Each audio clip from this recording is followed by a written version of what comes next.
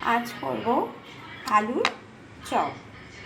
আমি আলুটা সেদ্ধ করে নিয়েছি, লঙ্কা কুচি নিয়েছি, একটু কালো জিরা দিয়ে নেব,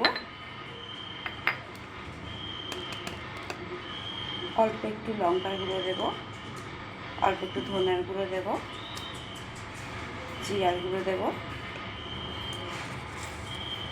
দিয়ে নেব লবণ, একটু হলুদ। পোস্তটা পরে দেবো। আলুটা দেখো আমি এরকম করে মেখে নিয়েছি, পুরো মিহি করেই মেখেছি, একটুকু দানা নেই। খুব সুন্দর একটা সেন্ট বেরিয়েছে। এবার আমি একটু বেসন দিয়ে নেব। বেসনের মধ্যে মেখে নেব।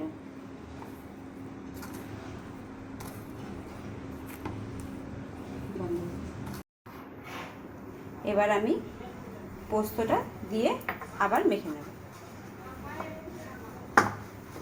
কড়াইয়ে সাদা তেল দিয়ে নিয়েছি, কড়াইয়ে তেলটা গরম হয়ে গেছে। এবার আমি বড়াগুলো দিয়ে দেব,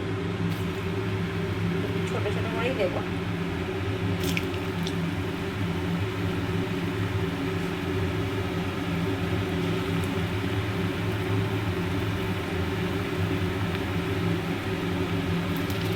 তেলটা একটু এইভাবে বড়ার ওপরে দিয়ে নেব, তাহলে যখন আমি উল্টাবো তখন কড়াইয়ে লেগে যাবে না।